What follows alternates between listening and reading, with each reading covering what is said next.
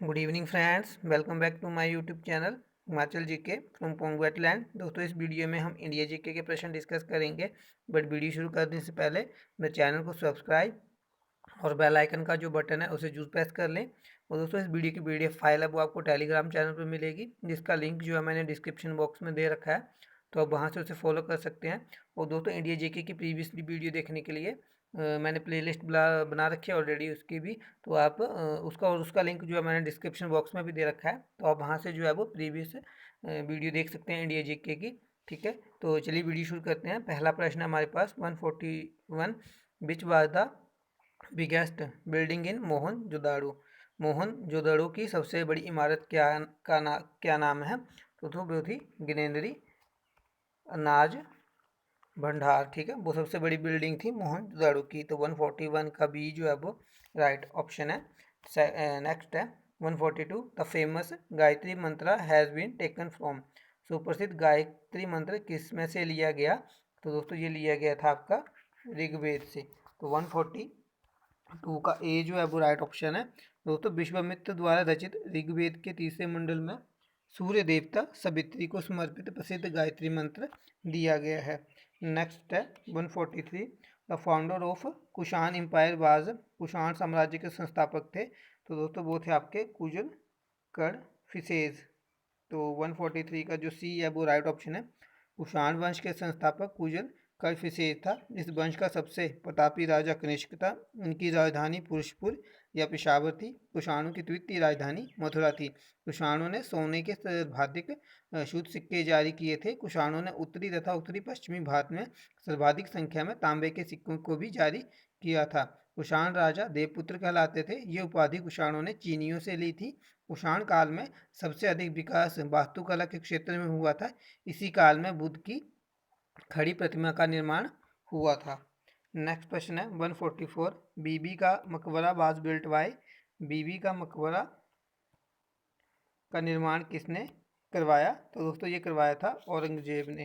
तो 144 का डी जो है वो राइट ऑप्शन है। औरंगजेब ने बीबी का मकबरा 1679 ईस्वी में औरंगाबाद महाराष्ट्र में करवाया था। ये मकबरा औरंगजेब की पत्नी दिलरास बानो बेगम का है। 145 है, Muslim League was founded in which year. Muslim League की स्थापना किस साल में हुई थी? तो दोस्तों, ये हुई थी 1906 में। तो 145 का ए जो है वो राइट ऑप्शन है। दोस्तों, लॉर्ड मिंटो द्वितीय के शासनकाल में 1906 में आगा खां एवं सलीम उल्लाह खां के द्वारा ढाका में मुस्लिम लीग की स्थापना की गई थी। 146 है, who was the founder editor of the famous newspaper Kesari during the national struggle. राष्ट्रीय संघर्ष के दौरान सुप्रख्यात अखबार केसरी के संस्थापक संपादक कौन थे? तो दोस्तों, वो थे आपके बाल गंगाधर तिलक जी।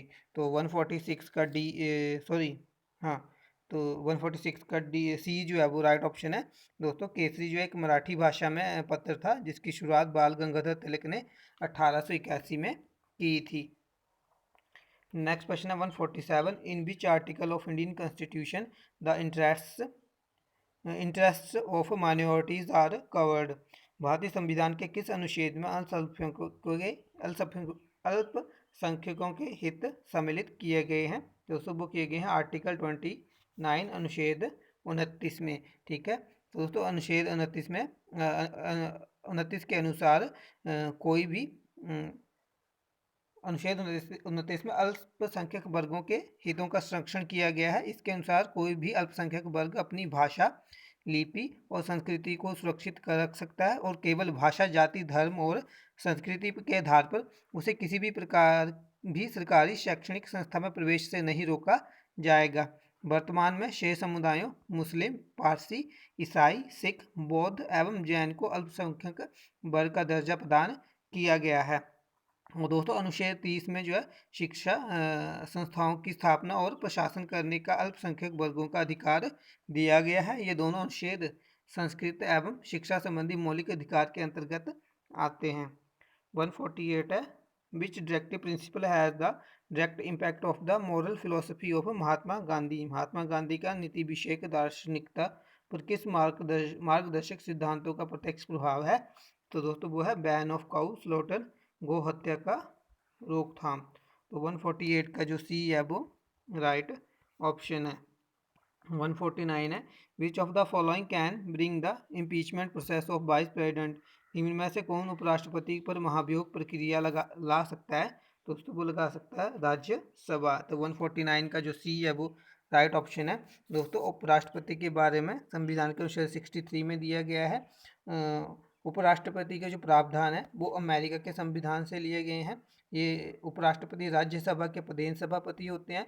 राज्यसभा के ऐसे संकल्प द्वारा अपने पद से हटाया जा सकता है उपराष्ट्रपति को जब राज्यसभा के तत्कालीन व समस्त सदस्यों के बहुमत से पारित किया हो और जिससे लोकसभा सहमत है, किंतु इस खंड के प्रयोजन के लिए कोई संकल्प तब तक प्रस्तावित नहीं किया जा सकता जब तक कि उस संकल्प को प्रस्तावित करने के आशय की कम से कम 14 दिन की सूचना ना दे दी गई हो। ठीक है। और दोस्तों ये राष्ट्रपति पर महाभियोग चलाने की प्रक्रिया जो अनुच्छेद 67 ख में वो दी गई है। 150 है, बट इज सुपरनोवा। सुपरनोवा क्या है? तो दोस्तों किसी तारे के भयंकर विस्फोट को सुपरनोवा कहा जाता है। ठीक है, जो कि ऑप्शन में नहीं दिया गया है। तो 150 का नन ऑफ दीज जो है वो राइट होगा। तो 150 का डी जो है वो करेक्ट है। 151 है, land breeze is a cold breeze which flows from land to. Land breeze जमीनी हवा एक ठंडी हवा है जो जमीन से डैश की ओर बहती है। तो दोस्तों ये समुद्र की ओर बहती है, सी की ओर बहती है। तो 151 का ए जो है वो राइट ऑप्शन है। 152 है, how many Indian states share their boundaries with Nepal. Nepal से भारत के कितने राज्य सीमा साझा करते हैं? तो दोस्तों वो करते हैं आपके 5। तो 152 का सी जो है वो राइट ऑप्शन है। और ये 5 राज्य कौन से हैं? उत्तराखंड, उत्तर प्रदेश, बिहार, वेस्ट बंगाल और सिक्किम। 153 है, the northern part of the west coast is in India is known as. Bharat में पश्चिमी समुद्र तट का उत्तरी भाग कहलाता है। तो दोस्तों वो कहलाता है आपका कोंकण कोस्ट, कोंकण तट। तो 153 का ए जो है वो राइट ऑप्शन है। दोस्तों भारत के पश्चिमी तट को 3 भागों में बांटा गया है। गुजरात से गोवा तक का तटीय क्षेत्र कोंकण तट कहलाता है। गोवा से कर्नाटक के मंगलुरु तक का जो तटीय क्षेत्र है वो कैनरा तट कहलाता है। और मंगलुरु से कन्याकुमारी तक का जो क्षेत्र है वो मालाबार तट कहलाता है। और भारत के पूर्वी तट को भी 3 भागों में बांटा गया है। यहाँ से नीचे से शुरू करेंगे तो कन्याकुमारी से कृष्णा डेल्टा तक का जो तट है उसे कोरोमंडल तट कहते हैं। कृष्णा डेल्टा से गोदावरी डेल्टा तक का जो तट है उसे गोलाकोंडा तथा गोदावरी डेल्टा से लेकर उत्तरी तटीय भाग उत्तरी सरकार तट कहलाता है। नेक्स्ट क्वेश्चन है 154, which is not part of Narmada valley. निम्न में से कौन नर्मदा घाटी का हिस्सा नहीं है? तो दोस्तों वो है आपका राजस्थान। तो 154 का बी जो है वो राइट ऑप्शन है। बाकी मध्य प्रदेश, गुजरात, महाराष्ट्र जो है नर्मदा घाटी के हिस्से हैं। नेक्स्ट क्वेश्चन है 155, the energy generated through coal commercially is called. वाणिज्यिक रूप से कोयले द्वारा उत्पन्न ऊर्जा को कहते हैं। तो उसको क्या थर्मल एनर्जी कहते हैं, तापीय ऊर्जा। तो 155 का सी जो है वो राइट ऑप्शन है। 156 है, which of the following goods has elastic demand. निम्न में से किस वस्तु की प्रत्यास्थीय मांग रहती है? तो दोस्तों वो है आपकी चावल की। ठीक है, दाम बढ़ने पर जो मांग कम भी हो जाती है, घटने पे बढ़ जाती है। तो 156 का सी जो है वो राइट ऑप्शन है। बाकी दिए गए ऑप्शन में ये तो कंपलसरी है, इनके दाम घटें या बढ़ें कोई फ़र्क नहीं पड़ता। इनका यूज़र जो है वो इनके यूज़र के बिना जो अपन पर्सन नहीं रह सकते। ठीक है। नेक्स्ट क्वेश्चन है 157, number of sellers in the monopoly market structure is. एकाधिकारी बाजार व्यवस्था में विक्रेताओं की संख्या होती है तो दोस्तों होती है 1। तो 157 का ए जो है वो राइट ऑप्शन है। 158 है, dear money means. Dear money का मतलब है हाई रेट ऑफ इंटरेस्ट, उच्च ब्याज दर। तो 158 का जो डी है वो राइट ऑप्शन है। 159 है, विच प्रोड्यूस एनर्जी। कौन ऊर्जा उत्पन्न करता है? तो कार्बोहाइड्रेट्स जो है वो ऊर्जा उत्पन्न करते हैं। तो 159 का जो ए है वो राइट ऑप्शन है। 160 है, which animal can hear ultrasonic sound.